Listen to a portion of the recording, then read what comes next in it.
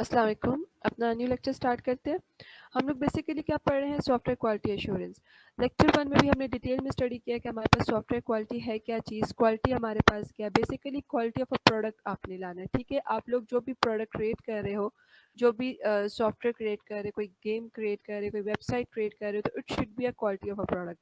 और वो आपके पास कब क्वालिटी ऑफ अ प्रोडक्ट होगा, जब वो आपकी जो यूज़र की रिक्वायरमेंट्स है उसको क्या कर रहा है, फुलफ़िल कर रहा है। उसने जो-जो रिक्वायरमेंट्स दी है, फॉर एग्ज़ाम्पल वेबसाइट आप क्रिएट कर रहे हो, तो वेबसाइट पे वो आपके पास कहता है कि यूज़ेबल वेबसाइट होनी चाहिए। उसमें आपने उससे जो-जो कंपोनेंट्स डिफ़ाइन किए, उससे जो-जो फीचर्स डिफ़ाइन किए, वो आपने सारे क्रिएट कर दिए। तो अगर वो आपके पास क्रिएट हो चुके हैं, तो वो आपके पास क्या है, क्वालिटी ऑफ अ प्रोडक्ट है।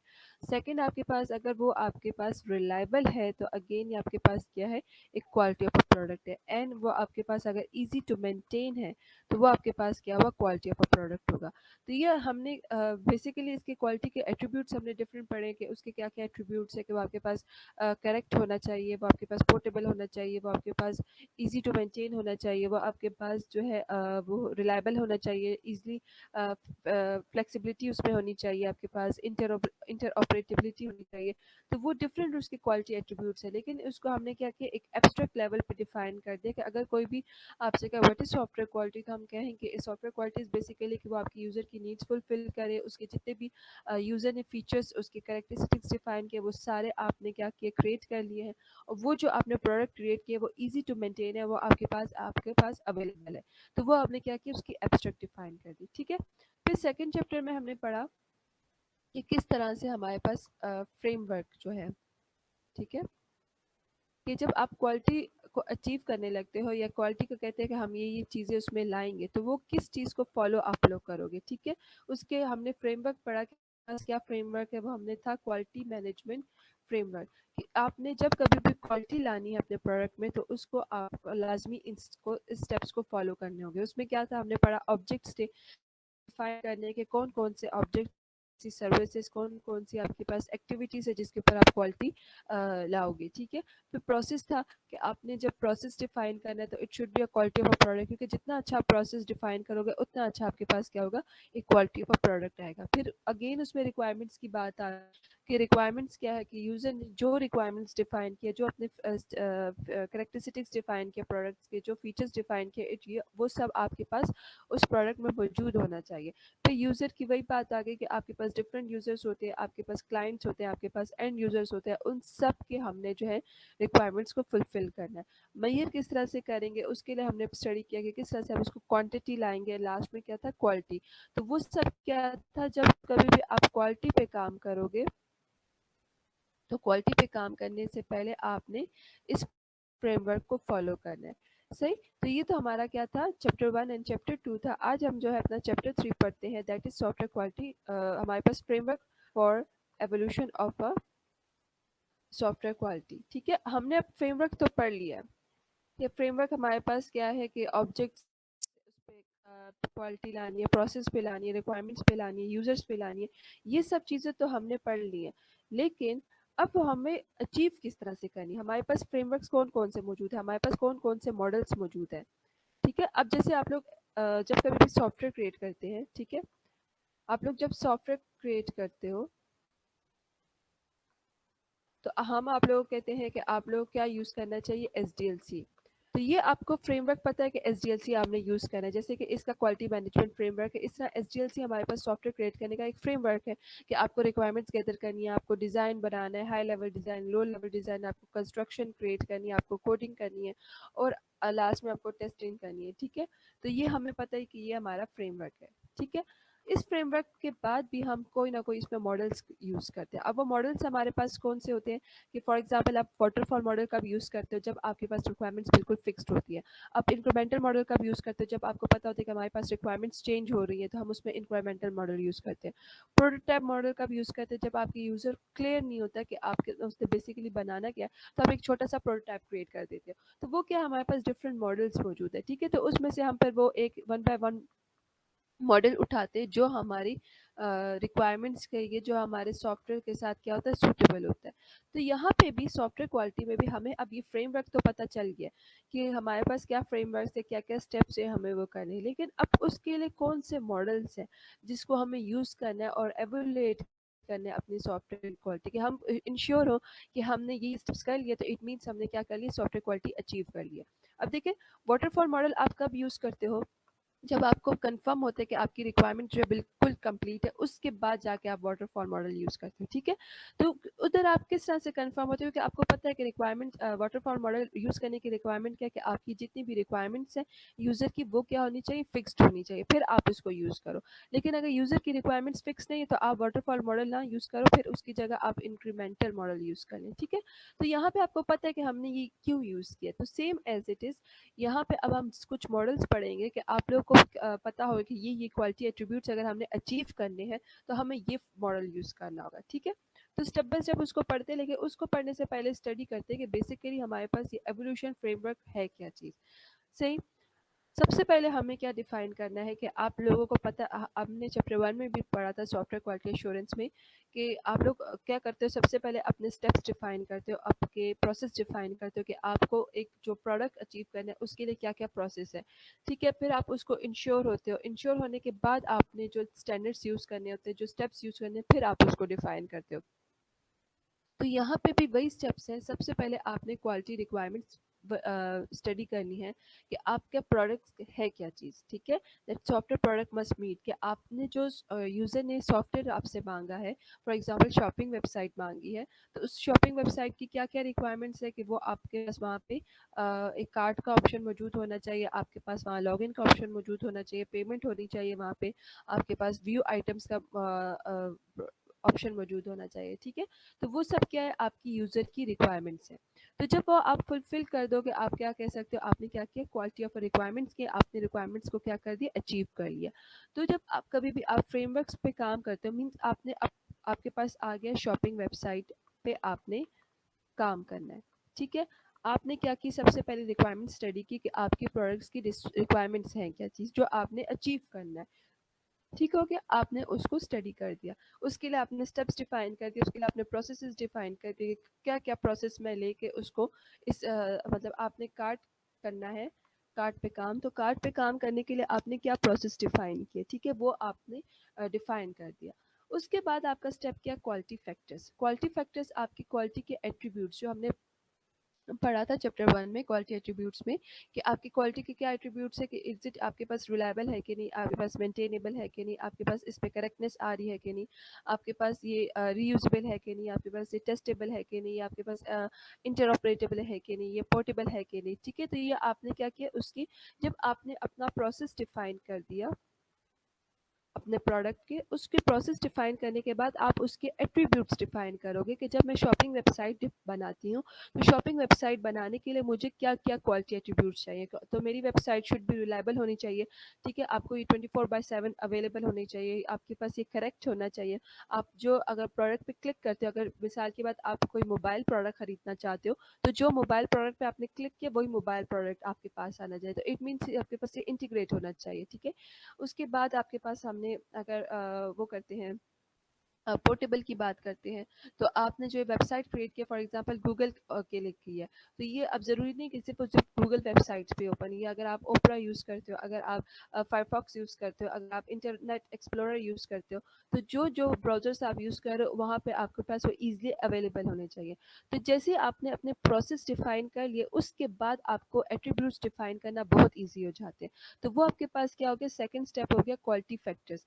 पहला स्टेप क्या था, आपने अपनी रिक्वायरमेंट्स को डिटेल में स्टडी किया कि आपके पास क्या क्या रिक्वायरमेंट्स है, उसके प्रोसेस डिफाइन किया कि क्या क्या आपके प्रोसेस है, किस तरह से आपको वो प्रोडक्ट अचीव करने के लिए प्रोसेस करने होंगे, और प्रोसेस को डिफाइन करने के बाद फिर आप क्या करते हो, वहाँ पे उसके एट्रीब्यूट्स डिफाइन करते हो कि जब आप ये शॉपिंग वेबसाइट क्रिएट कर रहे हो तो वहाँ पे आपके पास क्या क्वालिटी एट्रीब्यूट्स आप अचीव करना चाहते हो, ठीक है, वो आपने यहाँ पे डिफाइन कर दिया। फिर क्वालिटी सब फैक्टर्स, फॉर एग्जाम्पल अगर आपके पास वो रिलायबल है, ठीक है, आप रिलायबिलिटी लाना चाहते हो अपनी वेबसाइट के लिए, तो वो रिलायबिलिटी किस बेस पे लाना चाहते हो, ठीक है। उसके आपने क्या किया, अपनी रिलायबिलिटी जो फैक्टर था उसको अगेन आपने डिकम्पोज कर दिया इनटू मल्टीपल फैक्टर्स में। अगर आप करेक्टनेस लाना चाहते हो तो उस करेक्टनेस किस बेस पे, क्या वो आपके पास कंप्लीटनेस की बेस पे हो रहा है या अश्योर आपके पास एक्यूरेसी की बेस पे करेक्टनेस मांग रहे हो, ठीक है। आप फिर उसको डिफाइन करते हो कि आपके ये एट्रीब्यूट्स है और वो एट्रीब्यूट्स इस बेस पे कि अगर वो रिलायबिलिटी है तो रिलायबिलिटी आपके पास किस बेस पे होगी। अगर वो आपके पास करेक्टनेस है तो करेक्टनेस में आपके पास फॉर एग्जांपल क्या वो आपके पास कंप्लीटनेस होनी चाहिए, क्या वो आपके पास कंसिस्टेंसी होनी चाहिए। अगर एफिशिएंट है तो एफिशिएंट आपके पास किस बेस पे होती है, आप स्टोरेज वहाँ पे मांग रहे हो, आप वहाँ पे एग्जीक्यूशन की बेस पे मांग रहे हो। अगर आप कहते हो कि इंटीग्रेट होना चाहिए कि ठीक है आपके पास डेटा जो है वो ईजिली एक्सेसिबल होना चाहिए, तो वो आपके पास पे वहाँ पे एक्सेस कंट्रोल हो जाता है। वहाँ पे आपके पास मतलब इस तरह के डिफरेंट एट्रीब्यूट्स के पे डिफरेंट आपके पास के सब फैक्टर्स आ जाते हैं, जो इंशाल्लाह हम आगे जाके पढ़ेंगे कि कौन कौन से सब फैक्टर्स होते हैं। मैट्रिसेस हमारे पास अब नेक्स्ट है। मैट्रिक्स बेसिकली ये है कि आपने अब कोई पॉइंट लगा देना है, कोई डिग्री बता देनी है कि इस पॉइंट तक आके मैं कहूँगी कि मेरी जो एट्रीब्यूट्स है वो कंप्लीट होगी। क्योंकि आप अक्सर लोगों के जहन में मिथ होता है कि हमने अब ये एट्रीब्यूट्स जो डिफाइन कर दिए, जो काम कर दिए, इट शुड बी 100% अचीवेबल। 100% कभी भी आपको कोई काम अचीवेबल नहीं हो पाता, ठीक है। आपने यहाँ पे कोई ना कोई पॉइंट्स लगा देने होते हैं, कोई ना कोई अपनी डिग्री डिफाइन कर देनी होती है कि यहाँ तक जैसे ही मुझे काम मिल जाएगा तो मेरा क्या हो गया, वो एट्रीब्यूट कंप्लीट हो जाएगा, ठीक है। तो इसकी एग्जांपल पढ़ लेते हैं। फॉर एग्जांपल हमारे पास क्वालिटी रिक्वायरमेंट क्या है कि product will be easy to use, ठीक है। हमारा शॉपिंग वेबसाइट है फॉर एग्जांपल, ठीक है। शॉपिंग वेबसाइट की हमारी क्वालिटी रिक्वायरमेंट क्या है कि प्रोडक्ट को अचीव करने के लिए, इजी टू यूज़ करने के लिए हमारे पास क्या इन्होंने क्या, यूजिबिलिटी। अब यूजिबिलिटी हमारे पास क्या होती है कि जो आप प्रोडक्ट क्रिएट कर रहे हो इजी टू यूज़ होना चाहिए, इजी टू ऑपरेटेबल होना चाहिए, ठीक है। तो यहाँ पे इन्होंने एट्रीब्यूट की डेफिनेशन भी यहाँ पे इन्होंने ये दी है कि आपके पास कम एफर्ट लगे उसको यूज़ करने के लिए और इजी टू यूज़ होना चाहिए। तो that is what your usability, और वो हमारी जो रिक्वायरमेंट है उससे मैच कर रही है कि product will be easy to use. अगर मैं क्वालिटी एट्रीब्यूट और यूजिबिलिटी यूज़ करती हूँ तो इट मीन्स क्या है कि मैं उसको यूज़र जो है वो उसको आसानी से यूज़ कर सकेगा। अगर फॉर एग्जांपल मैं कहती हूँ कि आप रिलायबिलिटी के लिए बात करते हैं कि आपके पास यहाँ पे होना चाहिए आपके पास जो प्रोडक्ट आप यूज़ कर रहे हो वो आपके पास एक्यूरेसी आपको यूज़ करे, ठीक है। क्वालिटी उसकी रिक्वायरमेंट है कि जो प्रोडक्ट आपके पास है इट शुड प्रोवाइड एक्यूरेसी। तो एक्यूरेसी के लिए भी मैं कहूँगी कि आपके पास क्या होगा, यहाँ पे रिलायबिलिटी होगी। अब रिलायबिलिटी क्या है कि वो आपके पास रिलायबल है कि वो फेल नहीं होगा, आप कभी भी वो जो प्रोडक्ट आपने क्रिएट किया वो फेल नहीं होगा और उसकी परफॉर्मेंस अच्छी होगी, इट मीन्स वो आपके पास एक्यूरेट आपको डेटा देगा, ठीक है। उसके अब यूजेबिलिटी के हमने क्या किया, उसको सब फैक्टर्स में डिवाइड कर दिया, ठीक है। ये सब फैक्टर्स आपके पास क्या है, जो हम मॉडल्स आगे यूज़ करेंगे ना उसमें आपको डिफाइन किया होगा कि अगर आप इस मॉडल में यूजेबिलिटी किस किस बेस पे यूज़ करोगे, ठीक है। पर डिफरेंट मॉडल्स की यूजेबिलिटी के ऑप्शंस डिफरेंट हो सकते हैं, रिलायबिलिटी के ऑप्शंस डिफरेंट हो सकते हैं। तो अब ये जो मैं सब फैक्टर्स की बात कर रही हूँ, फैक्टर्स की बात कर रही हूँ, ये आप हम आगे जो मॉडल्स पढ़ेंगे उसमें आपको डिटेल में समझ आ जाएगा। हर मॉडल जो है फिर डिफरेंट एट्रीब्यूट्स देता है और फिर हर एट्रीब्यूट के डिफरेंट सब फैक्टर्स होते हैं। वहाँ पे हो सकता है एक जगह पे आपने जो यूजिबिलिटी का है कि वो आपको क्या कहते हैं, इजी टू एक्सेस है। हो सकता है दूसरे मॉडल में वो कह रहे हैं कि आपके पास वो कंप्लीटनेस आपको प्रोवाइड करेगा। तो फिर आपने वो मॉडल टू मॉडल देखना होता है। इसीलिए कहा है कि सबसे पहले आपने अपने प्रोसेस और प्रोडक्ट को समझना है कि आपके प्रोडक्ट क्या है, उसकी प्रोसेस क्या है, ताकि आपको फिर मॉडल सेलेक्ट करने में आसानी हो। तो ये जो क्वालिटी फैक्टर्स और क्वालिटी सब फैक्टर्स है, ये आप जो प्रोडक्ट सेलेक्ट कर लोगे ना वो इन बेस्ड पे करोगे कि आपकी रिक्वायरमेंट क्या है, उसके बाद आप फिर उसके क्वालिटी एट्रीब्यूट्स और क्वालिटी के सब फैक्टर्स को मॉडल के बेस पे सेलेक्ट करते हैं, ठीक है। तो यहाँ पे आपने यूजिबिलिटी के लिए कहा है सब फैक्टर्स क्या है कि अंडरस्टैंडेबल होना चाहिए, इजी टू लर्न होना चाहिए, ऑपरेटेबल होना चाहिए एंड कम्युनिकेटिवनेस होनी चाहिए। तो इजी अंडरस्टैंडेबिलिटी की हमने फिर सब फैक्टर्स में बात की कि अंडरस्टैंडेबिलिटी ये कि आपके पास कितनी एफर्ट लगती है इस प्रोडक्ट को समझने के लिए, ठीक है। इजी टू लर्निंग क्या हुआ कि आपके पास जो आपने प्रोडक्ट क्रिएट किया है वो यूज़र जो है उसको आसानी से समझ सके कि बेसिकली आपने प्रोडक्ट किस तरह से बनाया, उसको कम टाइम पे वो पूरा प्रोडक्ट समझ जाए कि किस तरह से प्रोडक्ट को यूज़ करना है, ठीक है। अंडरस्टैंडेबिलिटी कि किस तरह से प्रोडक्ट को वो समझता है, और इजी टू लर्निंग में कितने कम टाइम में उसको प्रोडक्ट समझ आ जाता है और वो उसको यूज़ करने लगता है। ऑपरेटेबिलिटी में यही है कि कितनी एफर्ट लगती है उसको प्रोडक्ट को यूज़ करने के लिए, एफर्ट लगती है प्रोडक्ट को परफॉर्म करने के लिए, ठीक है। कम्युनिकेटिवनेस हमारे पास यहाँ पे ये है कि आपने जो सॉफ्टवेयर यूज़ किया है, किस तरह से डिज़ाइन किया है कि यूज़र को आराम से समझ आ गया, ठीक है। तो इसकी एग्जांपल्स, अब ये मैट्रिक्स, अब ये हमने क्या कर दिया, उसकी रिक्वायरमेंट दे दी, उसके फैक्टर्स दे दिए, और उस फैक्टर्स को फिर हमने जो यूजेबिलिटी है वो इस चीज़ों में डिवाइड कर दिया कि इजी टू अंडरस्टैंड है, आपको आसानी से समझ आ जाए, इजी टू यूज़ है, और उसकी क्या है कि कम्युनिकेशन करने में आसानी हो। तो अब हम इसको मैट्रिक्स किस तरह से करेंगे, किस तरह से इसको एवोल्यूट करेंगे कि हमने ये सब चीज़ें अचीव कर ली है, सही। तो मैट्रिक्स की इन्होंने यहाँ पे एग्जांपल दी अंडरस्टैंडिंग के लिए, लर्निंग टाइम में कि कितने टाइम में जो है वो उसकी जितनी भी उसकी इंफॉर्मेशन है उसको एक्सेस कर लेता है, ठीक है। Understanding of a feature of a software, कि जितने भी सॉफ्टवेयर के फीचर्स उसको उसको कितने कम टाइम में उसको समझ आ जाती है। ईजी टू लर्न में अगेन लर्निंग टाइम की बेस पे हम उसको मैयर कर रहे हैं, यहाँ अंडरस्टैंडिंग को भी लर्निंग टाइम पे किया है और ईजी टू लर्न को भी लर्निंग टाइम पे किया है, कि कितने कम टाइम पे उसको वो समझ आ गया और कितने कम टाइम पे वो आराम से आपके सॉफ्टवेयर को जो है यूज़ करने लगा है। ऑपरेटेबिलिटी पे भी हमने टाइम, मतलब इस जो पूरा अंडरस्टैंड यूजेबिलिटी है उसको हम किस किस बेस पे मैयर कर रहे हैं, एक तो टाइम की बेस पे, और हमारे पास दूसरा है ह्यूमन फैक्टर की बेस पे, ठीक है। टाइम का क्या है कि कितने कम टाइम पे जो है यूज़र जो है प्रोडक्ट को समझ लेता है, कितने कम टाइम पे यू जो है उसको समझ आ जाती है, और मतलब कितने कम टाइम पे वो उसको अंडरस्टैंड कर लेता है कि किस तरह से वो उसको यूज़ करेगा। और ऑपरेटेबिलिटी में कि किस तरह से वो उसका जो ऑपरेशन जो उसने कहा है, मतलब उसको सॉफ्टवेयर बनाने की क्यों ज़रूरत पड़ी, कि वो चाह रहा था कि कम से कम टाइम पे उसके जितने भी ऑपरेशन है वो सारे अचीवेबल हो जाए। तो क्या वो उसको वो रिक्वायरमेंट फुलफिल हो रही है कि नहीं। कम्युनिकेटिव्स में हमारे पास आ गया कि जब वो आपका प्रोडक्ट यूज़ कर रहा है तो उसकी तरफ से क्या कमेंट्स आ रहे हैं, उनकी तरफ से क्या फीडबैक्स आ रहे हैं, क्या पॉजिटिव आ रहे हैं, क्या नेगेटिव फीडबैक्स आ रहे हैं, उसके अलावा क्या ह्यूमन के फैक्टर्स है, तो वो सब चीज़ें हम यहाँ पे डिस्कस करेंगे। उसकी बेस पे हम इसको क्या करेंगे, मैयर करेंगे। तो जब हमने ये मैयर कर लिया और अब वो हमें गुड रिजल्ट मिला, तो इट मीन्स क्या है कि हमें क्वालिटी ऑफ अ प्रोडक्ट मिला। क्वालिटी ऑफ अ प्रोडक्ट क्या है हमारे पास, यूजिबिलिटी, ठीक है। तो इस तरह से आपने अपने प्रोडक्ट को क्या करना होता है, मैयर करना होता है। क्या करना होता है, आपने सबसे पहले आपने अपनी क्वालिटी जो रिक्वायरमेंट्स है उसको अंडरस्टैंड करना है, आपकी रिक्वायरमेंट्स क्या है, उसके लिए प्रोसेसेस डिफाइन करने हैं, उसके प्रोसेसेस के बाद में आपने उसके फैक्टर्स डिफाइन करने हैं। वो फैक्टर्स आपने किसकी बेस पर डिफाइन करने हैं, मॉडल्स। वो मॉडल्स हम स्टेप बाय स्टेप आज के लेक्चर में पढ़ते हैं कि कौन कौन से हमारे पास मॉडल्स हैं और क्या उनके कौन कौन से फैक्टर्स हैं, और उन फैक्टर्स को किस तरह से फिर उन्होंने आगे डिवाइड किया, ठीक है। तो ये जो 2 स्टेप्स है ना, ये आपके पास जब मॉडल आप जो सेलेक्ट करोगे उसमें सारा एक्सेस हो जाएगा। फिर मैट्रिक्स से आ गया कि आपने जब ये फैक्टर्स अचीव करना है, एवलुएट करना है, सब फैक्टर्स को जो अचीव करना है, उसको आप किस तरह से चेक करोगे, वो आपके पास किस तरह से होगी, मैट्रिक्स की बेस पे होगा, ठीक है। यहाँ पे इन्होंने अगेन सॉफ्टवेयर क्वालिटी को ज़रा डिफाइन किया डिफरेंट मॉडल्स की बेस। आईएसओ आपके पास क्या कहता है स्टैंडर्ड, कि जो आपने अपने जो आपका जो प्रोडक्ट था उसके लिए जो क्वालिटी डिफाइन की थी, जो उसके लिए एट्रीब्यूट्स डिफाइन किए थे, क्या वो आपके पास प्रॉपर्ली एवोलेट हो गए हैं कि नहीं। मतलब आपने कहा कि आपका जो प्रोडक्ट है it should be usable, it should be reliable, it should be maintainable. तो क्या जो वो आपने एट्रीब्यूट्स डिफाइन किया, क्या वो एवोलेट हो गए, क्या वो सारी चीज़ें आपने अचीव कर ली हैं कि नहीं। अगर आपने अचीव कर लिया, इट मीन्स आपने क्या किया, आपके पास क्वालिटी ऑफ अ प्रोडक्ट आ गया। आंसी ने क्या कहा, आंसी ने कहा कि जो आपने प्रोडक्ट डिफाइन किया है उसमें जो जो आपने फीचर्स डिफाइन किए, उसमें जो जो आपने करेक्टरिस्टिक्स और सर्विसेज डिफाइन किए, जब वो आपने सब चीज़ें अचीव कर ली हैं और अचीव करने के बाद आप लोग क्या कर रहे हो कि क्या वो आपकी यूज़र की नीड्स को फुलफिल कर रही हैं कि नहीं, तो इट मीन्स क्या है, वो क्वालिटी ऑफ अ प्रोडक्ट है। IEEE की भी तकरीबन आंसी की तरह ही डिफाइन किया है कि जो आपने प्रोडक्ट्स डिफाइन किए, जो आपने कंपोनेंट्स डिफाइन किए, जो प्रोसेस डिफाइन किए, क्या वो यूज़र की एक्सपेक्टेशंस, क्या वो यूज़र की नीड्स के मुताबिक है कि नहीं।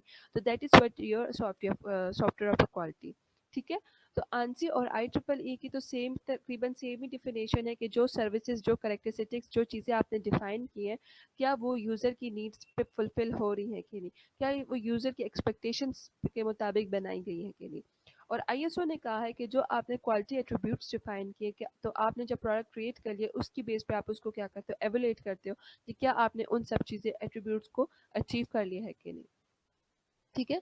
तो पहला मॉडल अपना पढ़ते हैं McCall software quality factor model. जब आपने अपने ये बता दी क्वालिटी रिक्वायरमेंट बता दी, अपनी रिक्वायरमेंट्स डिफाइन कर दी, ठीक है। आपने क्या किया, अपनी रिक्वायरमेंट्स को डिफाइन कर दिया कि आपका जो कस्टमर का प्रोडक्ट है उसमें ये रिक्वायरमेंट्स हमें चाहिए, उसके ये प्रोसेस है, ठीक है। तो उसके बाद अब मुझे क्या चाहिए, क्वालिटी एट्रीब्यूट्स, तो क्वालिटी एट्रीब्यूट्स मैं किसकी बेस पे लूँगी? मॉडल्स की बेस पे। तो अब one by one model study करते हैं कि हमारे पास कौन-कौन से मॉडल्स मौजूद हैं। पहला मॉडल हमारे पास है मैकॉल्स का। मैक तो मैकॉल मॉडल हमारे पास क्या है? मैकॉल मॉडल हमारे पास 1977 में डिफाइन किया गया। इस मॉडल में क्या है? हमारे पास टोटल 3 फंक्शंस हैं, टोटल 3 पर्सपेक्टिव्स हैं। उन 3 पर्सपेक्टिव्स को हमारे पास 11 फैक्टर्स में आप कह सकते हो या 11 क्वालिटी एट्रीब्यूट्स में डिवाइड किया गया और फिर उन 11 एट्रीब्यूट्स को 23 सब फैक्टर्स में डिवाइड किया गया है। ठीक है? तब उन फैक्टर्स को वन बाय वन पढ़ते हैं। क्वालिटी इसमें जो हमारे पास सॉफ्टवेयर क्वालिटी फैक्टर्स किस बेस पे अचीव की जाती है? प्रोडक्ट के ऑपरेशंस पे, प्रोडक्ट के रिवीजन पे एंड प्रोडक्ट की ट्रांजैक्शंस पे। तब उसको वन बाय वन स्टडी करते हैं कि हमारे पास प्रोडक्ट ऑपरेशन क्या है, रिवीजन क्या है एंड ट्रांजैक्शंस क्या है। प्रोडक्ट ऑपरेशन क्या है? अब इसके नाम से आपको डिफाइन हो रहा है कि ऑपरेशन क्या है, कि जो आपने रिक्वायरमेंट डिफाइन की है वो इजी टू ऑपरेटेबल होनी चाहिए, इजी टू अंडरस्टैंडेबल होनी चाहिए और जो आपकी यूज़र की रिक्वायरमेंट है उसको क्या कर रही है? फुलफिल कर रही है। तो that is what your product operation factors. अब आपने क्या करना है कि आपने उस प्रोडक्ट ऑपरेशन को लाने के लिए आपके पास कौन कौन से एट्रीब्यूट्स गिवन है? आपके पास है correctness, reliability, efficiency, integrity and usability. ठीक है? मिसाल की बात है, अगर कोई प्रोडक्ट आया है, उस प्रोडक्ट में कहता है कि आपने क्या, फॉर एग्जांपल शॉपिंग वेबसाइट ही हम कर रहे हैं, शॉपिंग वेबसाइट कह रही है कि आपके पास जो है रिक्वायरमेंट हमने डिफाइन की है। ठीक है? शॉपिंग वेबसाइट की रिक्वायरमेंट क्या है कि वो आपके पास रिलायबल होना चाहिए, आपके पास यूजेबल होना चाहिए। ठीक है? तो जब मैं इस रिक्वायरमेंट्स को स्टडी कर लेती हूँ तो मैं फिर मॉडल्स को देखती हूँ, तो मैं कहती हूँ अच्छा मैकॉल का जो मॉडल है वहाँ पे मेरे पास रिलायबिलिटी और ये यूजिबिलिटी मौजूद है, तो फिर मैं इस मॉडल को पिक कर दूंगी। ठीक है? फिर उसको पिक करने से पहले मैं अगेन इनके जो सब फैक्टर्स है उनको स्टडी करूंगी कि जो चीज़ मुझे चाहिए क्या वो इसमें अवेलेबल है कि नहीं। तो वो आगे पढ़ते हैं, लेकिन यहाँ पे पहले पढ़ते हैं कि हमारे पास प्रोडक्ट ऑपरेशन यही है कि जो आपने प्रोडक्ट्स डिफाइन के प्रोसेस डिफाइन किए, उसके जो ऑपरेशंस डिफाइन किए वो आपके पास कैपेबल हो, वो आपके पास इजी टू यूज हो। That is what your operation factors. ठीक है? तो करेक्टनेस आपके पास क्या आती है कि आपने जो प्रोग्राम क्रिएट करोगे वो आपकी जो स्पेसिफिकेशन है, आपकी जो रिक्वायरमेंट्स है उसको फुलफिल कर रही है। ठीक है? तो ये आपकी क्या है, यहाँ पे करेक्टनेस की जो डिफिनेशन है मैकॉल मॉडल में, कि आपने जो फैक्टर्स आपने जो रिक्वायरमेंट डिफाइन किया आप उसको चेक करते हो एट द एंड कि क्या आपकी वो रिक्वायरमेंट्स फुलफिल हो रही हैं कि नहीं। तो that is what your correctness. Reliability यहाँ पे ये है कि जो आपने डिफाइन किए, फंक्शंस डिफाइन किए, ये कभी भी फेल नहीं होने चाहिए। ठीक है? एफिशिएंट यहाँ पे ये है कि जो आपने एक्स्ट्रा रिसोर्सेस यूज़ किए हैं, जो आपने एग्जीक्यूशन यूज़ किए, वो कि आपके पास एफिशिएंट टू यूज़ है कि नहीं। अब यहाँ पे इन्होंने जो है स्टोरेज एंड एग्जीक्यूशन की बेस पे रिसोर्सेज को डिफाइन किया। ठीक है? एफिशिएंसी किस बेस पे, कि आपकी एग्जीक्यूशन जो है वो टाइम पे हो और आपके पास स्टोरेज की जो है वो ज़्यादा अवेलेबल हो, तो वो आपके पास क्या है, फिर एफिशिएंट आपका प्रोजेक्ट होगा। इंटीग्रिटी क्या है, कि आपने जो प्रोग्राम क्रिएट किया है वहाँ पे अनऑथराइज्ड जो एक्सेस है, मतलब इनवैलिड पीपल जो है वो आके इसको एक्सेस ना कर सके। ठीक है? तो ये हमारे पास शॉपिंग वेबसाइट पे तो ये बेटर ऑप्शन है कि वहाँ पे हर कोई जो लॉगिन करता है यूज़र, उसी को ही अगर फॉर एग्जांपल वो कार्ड ऑप्शंस एक्सेस करना चाहता है, पेमेंट करना चाहता है, तो अगर वो वैलिड यूज़र है तब भी वो उसको एक्सेस कर सकेगा। इनवैलिड यूज़र है तो वो उसको एक्सेस नहीं कर सकेगा। यूजेबिलिटी यहाँ पे ये क्या है, कि ईज़ टू यूज़ हो, कि हमारे पास ईज़ी यूज़र जो है वो आपका सॉफ्टवेयर जो है वो आराम से उसको यूज़ कर सके। तो ये हमारे पास क्या ऑपरेशन फैक्टर्स है फॉर मैकॉल के लिए, कि करेक्टनेस वहाँ पे होनी चाहिए आपके प्रोग्राम की, कि वो आपने जो जो रिक्वायरमेंट्स दी हैं उसको वो आराम से फुलफिल कर रहे हैं। रिलायबिलिटी, कि वो जो रिक्वायरमेंट्स आपने डिफाइन की वो कभी भी फेल ना हो। एफिशिएंसी, कि आप यहाँ पे हमने एफिशिएंसी क्या की है, एक्स्ट्रा हमारे पास यहाँ पे एफिशिएंसी हमारे पास क्या है, एग्जीक्यूशन की बेस पे एंड स्टोरेज की बेस पे हुई। ठीक है? इंटीग्रिटी ये कि वहाँ पे अनऑथराइज्ड यूजर्स उसको एक्सेस ना कर सके, और usability easy to use software हो। प्रोडक्ट रिवीजन फैक्टर्स, अब रिवीजन क्या है, कि जो चीज़ आप यूज़ करें बार बार आप उसको रिवाइज कर सको। ठीक है? उसमें आप जब चेंजेस करते हो तो वो आराम से चेंजेस को एक्सेस कर सके। अगर आप उसमें एरर फाइंड करते हो तो आराम से एरर फाइंड हो जाए और एरर रिमूव हो जाए हमारे पास, और उसमें जो जो आप चेंजेस करते हो तो वो आराम से चेंज हो जाए। ठीक है? तो उसके लिए आपके पास कौन कौन से क्वालिटी फैक्टर्स हैं? Maintainability, flexibility and testability. Maintainability यहाँ पे इन्होंने कहा है कि जो आपने जब मेंटेनेंस पे आप लोग गए हो, तो मेंटेनेंस टाइम पे आपके पास कोई फॉल्ट आ गया, कोई एरर आ गया, तो वो आप उसको आराम से फिक्स कर सको, तो that is what your maintainability. Flexibility हमारे पास क्या है, कि जब आप कोई चेंजेस करते हो या आपके पास कोई एरर आता है, उसको एरर को रिमूव करते हो, तो वो आपके प्रोडक्ट के साथ जाके आराम से फ्लेक्सिबल हो जाए, आराम से उसके साथ मैनेज हो जाए। या फ्यूचर में जाके आप कोई नई चेंजेस लाते हो, तो वो ओल्ड वर्जन के साथ जो है आराम से जाके क्या हो जाए, कंपेटेबल हो जाए, उसके साथ मिक्सअप हो जाए। तो दैट इज़ व्हाट क्या फ्लेक्सिबिलिटी, कि आपका प्रोजेक्ट इतना फ्लेक्सिबल है कि जो भी आप चेंजेस कर रहे हो वो उसके साथ क्या करते हैं, उसको आराम से फ्लेक्सिबल हो जाता है उसके साथ। ठीक है, टेस्टेबिलिटी हमारे पास यहाँ पे ये है कि जब आपने कोई एरर्स आए हैं, तो एरर्स को रिमूव होने के बाद आप इंश्योर हो जाओ कि आपने सारे जो एरर्स थे उसको रिमूव कर दिया और आप क्या करें, यूज़र की जो रिक्वायरमेंट्स थी वो मीट कर दिया। ठीक है, प्रोडक्ट ट्रांजिशन फैक्टर्स यहाँ पे क्या है कि आपने जब प्रोडक्ट जो क्रिएट किया है वो न्यू इन्वायरमेंट में जाके आप उसको इंस्टॉल कर रहे हो, तो वो आराम से वहाँ पे इंस्टॉल हो गया। तो प्रोडक्ट ट्रांजिशन मीन्स कि वहाँ पे आराम से एडिटेबल हो गया न्यू इन्वायरमेंट में जाके। तो उसके लिए हमारे पास क्या पोर्टेबिलिटी है। पोर्टेबिलिटी वही बात होगी कि आपने जब एक इन्वायरमेंट के लिए प्रोग्राम को क्रिएट किया है और जब आप उसको ट्रांसफ़र करते हो दूसरे प्रोग्राम के लिए, दूसरे इन्वायरमेंट के लिए, तो वहाँ पे वो जाके ईजिली क्या हो गया, फ्लेक्सिबल हो गया, वहाँ पे ईजिली जाके यूज़ हो रहा है। That is what your portability. तो यहाँ पे ये है कि आपने जब कोई सॉफ्टवेयर आप रीयूज़ कर रहे हो, ठीक है, एक डिफरेंट फ्रेमवर्क में, एक डिफरेंट एनवायरनमेंट में जाके, तो वो वहाँ पे जाके क्या हो रहा है, इजीली जाके मैनेजेबल हो रहा है, वहाँ पे इजीली जाके बैठ रहा है। तो that is what your reusability. ठीक है, फॉर एग्जांपल आपने गूगल के लिए एक सॉफ्टवेयर क्रिएट किया और वो आप फिर ओपरा के जाके क्रिएट करना चाह रहे हो, ओपरा में जाके इंस्टॉल करना चाह रहे हो और वो वहाँ पे जाके ईजिली अडॉप्ट हो रहा है अब न्यू इन्वायरमेंट में। तो that is what your reusability. ठीक है, इंटरऑपरेटेबिलिटी यही है कि आपने जब एक सॉफ्टवेयर के लिए इसको क्रिएट किया है और वो फिर जाके दूसरे सॉफ्टवेयर में भी आराम से मेंटेनेबल हो रहा है, तो that is what your interoperative. Effort required to couple of software to another system, यही कि आपने फॉर एग्जांपल आप जो एक फाइल एक सॉफ्टवेयर में ओपन कर रहे हो, पीडीएफ में ओपन कर रहे हो, वो फाइल जो है आराम से आपके पास एमएस वर्ड पे भी ओपन हो रही है, तो इट मीन्स कि आपके पास जो फाइल आपने क्रिएट किया ये क्या है, इंटरऑपरेटिबिलिटी है। ठीक है, तो ये आपके पास क्या हो गए, 11 क्वालिटी एट्रीब्यूट्स हो गए। आपके पास ये जो थ्री थे फैक्टर्स थे आपके मैकॉल मॉडल के, और उस थ्री फैक्टर्स को फिर हमने 11 फैक्टर्स में डिवाइड किया था। क्या था, portability, reusability, interoperability, correctness, reliability, efficiency, integrity, usability, maintainability, flexibility and testability. तो ये टोटल आपके पास क्या हो गए, 11 क्वालिटी एट्रीब्यूट्स हो गए। अब इस 11 क्वालिटी एट्रीब्यूट्स को उन्होंने अगेन 23 सब क्वालिटी एट्रीब्यूट्स में डिवाइड किया है। लेकिन उसको स्टडी करने से पहले उन्होंने एक एग्जांपल दी है। किसकी एग्जांपल दी है, नसा की। मतलब आपके पास जो नसा है वो आपके पास मैकल मॉडल बहुत ज़्यादा यूज़ करते हैं अपने प्रोडक्ट्स को अचीव, सॉफ्टवेयर क्वालिटी को अचीव करने के लिए। इन्होंने यहाँ पे एग्जांपल दिए कि जब एक फ़ाइल उन्होंने क्रिएट कर दी, ठीक है, और वो आपको सैटेलाइट में सेंड करना चाहते हैं, तो वहाँ पे उनका कंसर्न किसके ऊपर है, पोर्टेबिलिटी के ऊपर, ना कि रिलायबिलिटी। पोर्टेबिलिटी यही हो गया कि यहाँ पे जो हमने सॉफ्टवेयर क्रिएट किया, यहाँ पे हमने जो फाइल किया, अब हम उसको सैटेलाइट पे सेंड करें, तो सैटेलाइट पे जाके वो आराम से उधर जो डिफरेंट इन्वायरमेंट है, वहाँ पे डिफरेंट चीज़ें होंगी, वहाँ पे डिफरेंट सॉफ्टवेयर है, तो उधर जाके वो आराम से अगर एडॉप्टेबल हो जाता है, तो इट मीन्स हमने क्या किया, सॉफ्टवेयर क्वालिटी बनाया। तो यहाँ पे जो हमारा मेन फोकस क्या था, वो पोर्टेबिलिटी के ऊपर था। ठीक है, तो ये आपने यही देखना है, अपनी रिक्वायरमेंट्स को चेक करना है, और अपनी रिक्वायरमेंट्स को चेक करने के बाद फिर आपने मॉडल सेलेक्ट करना है, और मॉडल में आपने फिर ये इन एट्रीब्यूट्स को चेक करना है कि जो आप मॉडल सेलेक्ट कर रहे हो क्या वो इन एट्रीब्यूट्स के साथ मैचेबल हो रही है कि नहीं। फॉर एग्जांपल आपने जो रिक्वायरमेंट थी उसमें आपने लिखा कि हमें क्या चाहिए, फंक्शनैलिटी चाहिए एंड कैपेबिलिटी चाहिए और परफॉर्मेंस चाहिए, और वो तीनों जो आपकी जो क्वालिटी एट्रीब्यूट्स है वो इस मॉडल में तो कहीं मैच ही नहीं हो रही, तो उसके लिए फिर आपको दूसरा मॉडल सेलेक्ट करना होगा। यही नहीं कि आप इसी मॉडल को सेलेक्ट करें, ठीक है, डिफरेंट मॉडल्स है, उस मॉडल को सेलेक्ट, तो इसीलिए बार बार कहा जा रहा है कि पहले अपनी रिक्वायरमेंट्स को अंडरस्टैंड करें, उसके प्रोसेस डिफाइन करें, उसके प्रोडक्ट्स को डिफाइन करें, उसके बाद फिर अपने क्वालिटी मॉडल पे आ जाए कि कौन सा मॉडल और कौन से एट्रीब्यूट्स आपके प्रोजेक्ट के साथ सूटेबल है। ठीक है, तो अगर आपके प्रोजेक्ट में वो पोर्टेबल मांग रहा है, मेंटेनेबिलिटी मांग रहा है, रीयूजेबिलिटी मांग रहा है, रिलायबिलिटी मांग रहा है, तो फिर आप उसको मैकॉल का मॉडल यूज कर सकते हैं।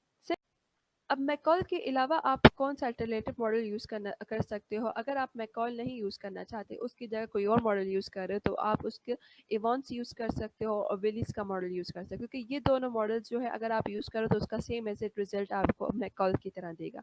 फॉर एग्जाम्पल आपके पास ये 11 फैक्टर्स हैं, 11 फैक्टर्स के अलावा आप जो है वहाँ पे एक्सपेंडेबिलिटी भी यूज़ करना चाहते हो, तो उसके लिए फिर आप एवॉन्स का यूज़ कर सकते हो या विलीज का मॉडल्स यूज़ कर सकते हो, क्योंकि वो आपको 11 फैक्टर्स तो मैकॉल मॉडल के दे ही रहा है, उसके अलावा एक्स्ट्रा फैक्टर्स की भी बात कर रहा है। तो अगर आप ये इन वेरिएबल अगर आप इन वेरीफाइबिलिटी, एक्सपेंडेबिलिटी, सेफ्टी इन चीज़ों को अचीव करना चाहते हो तो उसके लिए फिर आप जो है ये विलिस का और इवांस का मॉडल्स यूज़ कर सकते हैं। ठीक है, अब आ जाते हैं हमारे पास मैकॉल्स क्वालिटी क्राइटेरिया सब फैक्टर्स में ये हमारे पास 23 क्वालिटी एट्रीब्यूट्स, हमने अब 11 क्वालिटी एट्रीब्यूट्स तो डिफाइन कर दिए। ठीक है, अब उस 11 क्वालिटी एट्रीब्यूट्स को उन्होंने 23 में डिवाइड किया। अब वो 23 में क्यों डिवाइड किए, उसके क्या क्या क्राइटेरिया था, हम उसको डिस्कस करते हैं।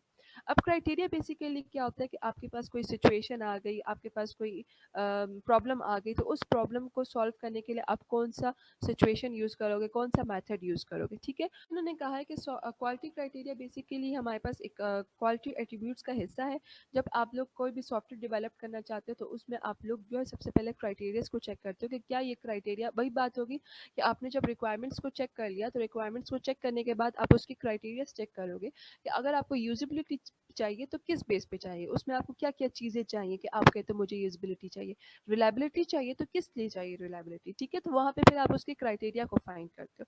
तो वो 23 आपके पास जो क्राइटेरियाज हैं, वो 23 एट्रीब्यूट्स क्या हैं, ट्रेसेबिलिटी है आपके पास, कंप्लीटनेस है, कंसिस्टेंसी है, एक्यूरेसी है, एरर टॉलरेंस है, एग्जीक्यूशन आपके पास एफिशिएंसी है, स्टोरेज एफिशिएंसी है, एक्सेस कंट्रोल है, एक्सेस ऑडिट है, ऑपरेटेबिलिटी है, ट्रेनिंग है, कम्युनिकेटिव है, सिंप्लिसिटी है, सारे आपके पास क्या है 23 क्वालिटी एट्रीब्यूट्स हैं। ठीक है, जो 11 हमने एट्रीब्यूट्स डिस्कस किए हैं उसके ये क्या 23, 11 कौन से थे, ये करेक्टनेस, रिलायबिलिटी, एफिशिएंसी, ये 11 क्वालिटी फैक्टर्स हैं। उनको हमने फिर डिवाइड किया है 23 क्वालिटी क्राइटेरिया में। अब आपको अगर करेक्टनेस चाहिए, आप लोग कहते हो कि हमारे जो सॉफ्टवेयर है उसमें हमें करेक्टनेस चाहिए, तो उस करेक्टनेस के लिए उन्होंने उसको किस किस पे डिवाइड किया है कि ट्रेसिबिलिटी, कंप्लीटनेस एंड कंसिस्टेंसी। कि आपको अगर कंसिस्टेंसी चाहिए, क्या होती है कंसिस्टेंसी, कि जो आप सॉफ्टवेयर क्रिएट कर रहे हो उस पर यूनिफॉर्म होनी चाहिए, यूनिफॉर्म होना चाहिए। ये ना हो कि आपने एक चीज़ मतलब सिक्रोनाइजेशन होनी चाहिए, एक काम पहले हो रहा है और दूसरा काम बाद में हो रहा है। ठीक है, तो वहाँ पे आप अगर कंसिस्टेंसी चाहते हो तो फिर आप क्या करोगे, मैकॉल्स यूज़ करोगे। कंप्लीटनेस यहाँ पे क्या होगा कि आपने जो जो रिक्वायरमेंट्स डिफाइन की हैं, जो जो स्पेसिफिकेशन डिफाइन किए, उन सबको वो क्या कर रहा है, कंप्लीट कर रहा है, तो वो आपके पास क्या होगी, कंप्लीटनेस। ट्रेसिबिलिटी यहाँ पे हमारे पास क्या है कि जो आपने रिक्वायरमेंट्स डिफाइन किए उसको आपने डॉक्यूमेंटेशन के साथ क्या किया, लिंक किया हुआ है। कि आपने अगर फॉर एग्जांपल रिक्वायरमेंट 1 पे काम है, फॉर एग्जांपल कार्ड पे, ठीक है, तो कार्ड पे डॉक्यूमेंटेशन पे जो जो काम किया उसको आपने उसकी रिक्वायरमेंट्स को, उसके कंपोनेंट्स को, उसके जो जो स्टेप्स किए थे उन सबको क्या किया हुआ है, रिकॉर्ड में रखा हुआ है। तो that is what your traceability. तो अगर आपको कंसिस्टेंसी चाहिए, कंप्लीटनेस चाहिए, ट्रेसिबिलिटी चाहिए, इट मीन्स आप क्या यूज़ कर सकते हो वहाँ पे, करेक्टनेस यूज़ कर सकते हो। फिर यहाँ पे इन्होंने रिलायबिलिटी की बात की है। रिलायबिलिटी में इन्होंने कहा है फॉर एग्जांपल एरर टॉलरेंस। तो एरर टॉलरेंस की यहाँ पे ये बात हुई है कि आपका जो प्रोजेक्ट है वो कितना एरर टॉलरेंस है, कितना आपके जो एरर्स है उसको टॉलरेट कर सकता है, कितनी प्रॉब्लम्स को टॉलरेट कर सकता है। ठीक है, फिर यहाँ पे हमारे पास एक्यूरेसी की बात आ गई कि कितना एक्यूरेट आप डेटा चाहते हो यहाँ पे। ठीक है, तो वो आपके पास क्या आ गई, रिलायबिलिटी। फिर यहाँ पे इन्होंने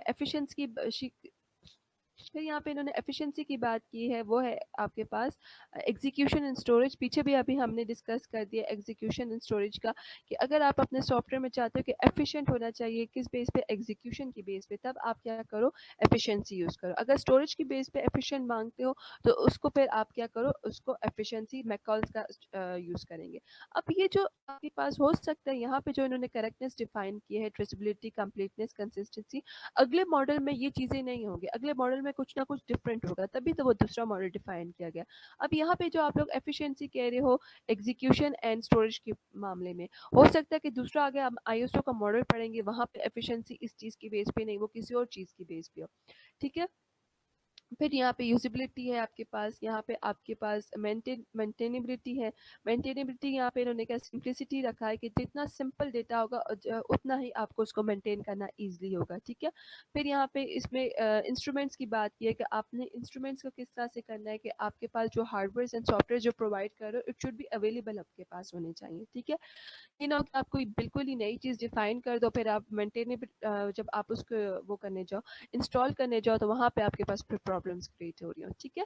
तो ये आपके पास क्या 11 फैक्टर्स है, 11 क्वालिटी एट्रीब्यूट्स है मैकॉल्स के, और फिर उसके ये क्या है आपके 23 सब फैक्टर्स हैं। सही हो गया। अब इसको हम क्या करते हैं, एग्जाम्पल करते हैं, उसको यूज करते हैं, ठीक है।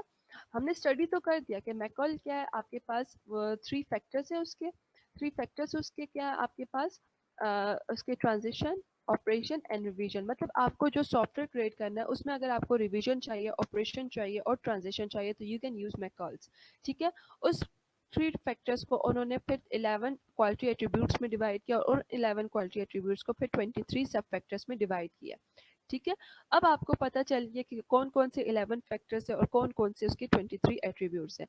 तो अब उस पर एक एग्जाम्पल करते हैं ताकि आपको अगर कोई कंफ्यूजन है तो वो बिल्कुल क्लियर हो जाए।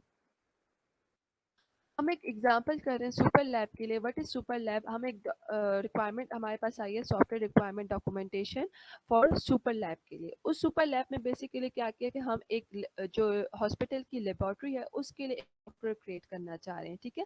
तो उसमें हमने उसको डिस्कस कर लिया, पहले तो सॉफ्टवेयर रिक्वायरमेंट स्टडी करके अंडरस्टैंड कर दी कि बेसिकली हम काम किस पे कर रहे हैं, हॉस्पिटल की लेबोरेटरी पे। देखिए आपके एसआरएस जो टीम मेंबर्स होती है उनको पता होता है कि बेसिकली हमने रिक्वायरमेंट्स किस किस के लिए गेन किए, लेकिन जो बाकी टीम मेंबर्स है उनको तो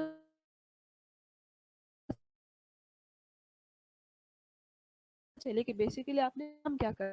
तो आपको पता चलिए कि हॉस्पिटल लेबोरेटरी है, उसके लिए आपने एक सॉफ्टवेयर क्रिएट करना है। अब उसके आपने जो है प्रोसेस डिफाइन किए, उसके प्रोडक्ट्स को डिफाइन किया, तो उसमें हमें पे पता चला कि कौन कौन से क्वालिटी फैक्टर्स हमने अचीव करने, वो क्या है करेक्ट आपके ये 11 फैक्टर्स है जो आपने अचीव करना है, करेक्टनेस, रिलायबिलिटी, एफिशिएंसी, इंटीग्रिटी। तो ये आपने जो 11 फैक्टर्स डिफाइन करते कि अच्छा हमने ये 11 फैक्टर्स डिफाइन कर दिए। अब हमारा नेक्स्ट स्टेप क्या है, मॉडल सेलेक्ट करना। अब हम चेक करेंगे कि कौन सा मॉडल जो है मुझे ये जो है 11 फैक्टर्स अचीव करके दे रहा है। तो वो कौन सा हमारे पास मैकॉल, तो हम मैकॉल को स्टडी करते हैं। तो ये उसको अब स्टेप बाय स्टेप डिस्कस करते हैं किस तरह से करना है। अब सुपर लैब पे हमने कहा है, ठीक है, system will be found in state of failure during peak hours. मतलब आपके पीक आवर्स क्या कि 9 to 4 PM जो है आपके पास ये जो software it should be available. ये ना हो कि आपका जो सिस्टम है फेल हो जाए, तो आपके पास क्या है, उसके लिए हमारे पास क्या है, रिलायबिलिटी आ रही है। क्योंकि रिलायबिलिटी आपके पास क्या है, हमने यहाँ पे डिस्कस किया कि system should not be fail. आपका जो सिस्टम है वो फेल नहीं होना चाहिए। तो वो हमने क्या कर दी, यहाँ पे रिलायबिलिटी कर दी, ठीक है। रिलायबिलिटी की यहाँ पे सब फैक्टर्स अगर देख ले तो वो आपके पास क्या एक्यूरेट देना चाहिए डेटा, और एरर एरर टॉलरेंस उसका होना चाहिए। सही। हो सकता है कि आपने का जो सॉफ्टवेयर फैक्टर डिफाइन किया वहाँ पे रिलायबिलिटी की जगह उन्होंने लिखा हो कि इट शुड बी एक्यूरेट, या वहाँ पे लिखा हो कि वो आपके पास एरर को जो है वो टॉलरेट कर रहा हो। तो इट मीन्स क्या है कि हम वहाँ पे क्या करेंगे, रिलायबिलिटी यूज करेंगे, ठीक है। तो यहाँ पे हमने कह दिया कि आपके पास जो सुपर लैब सॉफ्टवेयर है, आपके पास जो पीक आवर्स है 9 to 4 PM, वो आपके पास जो है सिस्टम जो फेल नहीं होना चाहिए। तो इट मीन्स आपके पास क्या है, आप क्या करोगे, रिलायबिलिटी उसको यूज करोगे। फिर यहाँ पे उन्होंने कहा है कि सुपर लैब की बात की है कि आपके पास जो है इनेबल करता है direct transfer of laboratory results of those files of patients from MD files, ठीक है। मीन यहाँ पे वही बात होगी कि फॉर एग्जांपल हमने पीडीएफ फाइल कहा था, सॉफ्टवेयर की फाइल्स क्रिएट किए, वो आप जो है उसको इजीली एक्सेस कर सकते हो, आप उसको इजीली ओपन कर सकते हो इनटू एमएस वर्ड। तो वो आपके पास क्या इंटर ऑपरेटेबिलिटी। तो आपका जो सुपर लैब है वो एमडी फाइल में काम कर रहा है, एमडी फाइल सॉफ्टवेयर पैकेज में काम कर रहा है। तो अगर वो आप किसी और जगह यूज़ करते हो, या वो डेटा जो रिकॉर्ड है वो आप ट्रांसफ़र करते हो दूसरे डिपार्टमेंट में कहीं और सेंड करते हो, तो वहाँ पे वो इजीली ओपन हो रहा है, तो इट मीन्स आपका सॉफ्टवेयर का इंटर ऑपरेटेबिलिटी है, ठीक है। या आपकी जो पुराना सॉफ्टवेयर जो था उसकी फाइल्स को आप इजीली आप न्यू सॉफ्टवेयर में ओपन कर पा रहे हो, तो इट मीन्स आपके पास क्या इंटर ऑपरेटेबिलिटी आपने अचीव करनी है, ठीक है। आपने आपके पास ये रिक्वायरमेंट्स है। इन रिक्वायरमेंट्स को जब आप अचीव कर लेते हो तो इट मीन्स आपने क्या किया, रिलायबिलिटी का जो था क्वालिटी एट्रीब्यूट अचीव कर लिया। अगर आपने ये स्टेप अचीव कर लिया इट मीन्स आपने क्या किया, इंटर ऑपरेटिबिलिटी का क्वालिटी एट्रीब्यूट अचीव कर लिया। अब करेक्टनेस की इन्होंने बात, अब करेक्टनेस की अगर आप लोग देखो तो यहाँ पे हमारे पास दो तीन चीज़ें थी करेक्टनेस के लिए, ट्रेसेबिलिटी थी, कंप्लीटनेस थी एंड कंसिस्टेंसी थी। तो अब आप अपने प्रोजेक्ट में देखते हैं कि इन तीनों में से उन्होंने किस चीज़ को अचीव किया है, ठीक है। हमारे पास यहाँ पे है, इंक्लूड करता है model that prepares a detailed report of a patient, जिसमें हमारे पास क्या आ रही है, एक्यूरेसी एंड कंप्लीटनेस, कि आपने जो जो रिपोर्ट जनरेट की है उसमें वो कंप्लीट होनी चाहिए, it should be complete and with in 60 seconds वो आपको कंप्लीट करके दे। तो इट मीन्स क्या है, करेक्टनेस। ठीक है, ज़रूरी नहीं कि आपके पास जो रिक्वायरमेंट होगी उस पर डायरेक्ट करेक्टनेस लिखी होगी, उसमें ये इस तरह से अगेन सब फैक्टर्स में भी लिखा होगा। जैसे अभी इन्होंने कहा कि हमें करेक्टनेस चाहिए, एक्यूरेसी चाहिए, तो इट मीन्स हमें क्या चाहिए, करेक्टनेस चाहिए। अब यहाँ अब नेक्स्ट आ जाते हैं, क्या कहा है कि इन्होंने फ्लेक्सिबिलिटी की बात की, तो उसको अचीव करने के लिए क्या हमारे पास रिक्वायरमेंट है कि आप जब क्या कर रहे हो कि आपने जो सॉफ्टवेयर क्रिएट किया हॉस्पिटल लेबोरेटरी, वो आपके पास इजीली जाके जो प्राइवेट लेबोरेटरीज है उसमें भी आप उसको यूज़ कर सको, तो इट मीन्स आपके पास क्या है, फ्लेक्सिबल आपका सॉफ्टवेयर।